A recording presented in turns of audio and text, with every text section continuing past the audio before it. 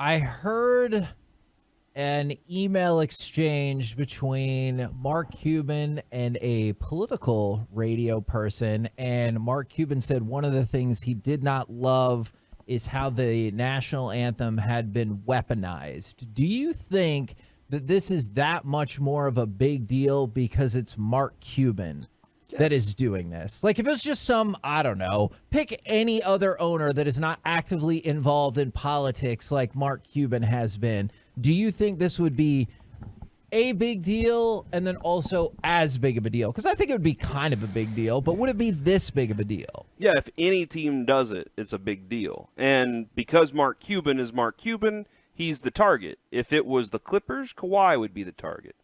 I personally think if it was the Lakers, I think LeBron would be the target because they would say, well, LeBron clearly was involved in this conversation to get this to happen.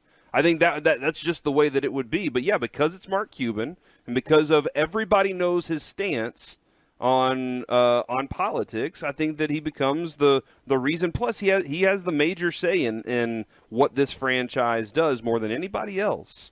And so I see where this conversation became, and you say weaponized, it became we saw the fan text all summer long. Yeah. Why is the NBA ratings going down? Because of this, right? Like we saw that this happen. This is not going to change that perception. It became a weapon of, you know what, you guys are doing this, so we aren't even going to be involved in your game anymore.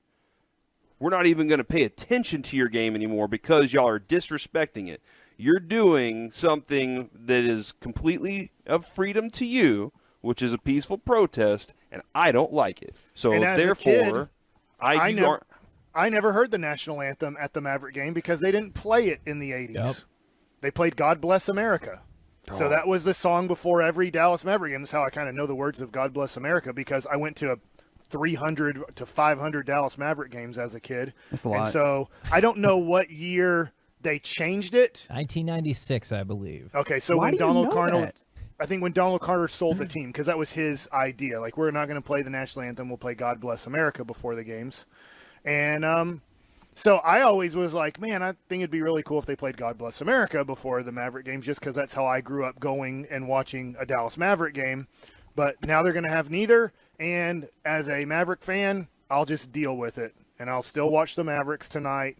And I'm still going to root for the Mavericks. And I know that there are people on social media. I don't know what Autoflex Leasing Fantex is doing right now, but they're like, thoughts. I'm done ever watching a Maverick game again as long as Cuban's the owner. Like, I just saw that on social media and stuff. And I'm like, hey, that's like you said, that's your right. If you don't want to watch, nobody's making you watch. If you don't like the owner and you don't want to watch because you don't like the owner, you don't have to watch. Nobody's making you do anything.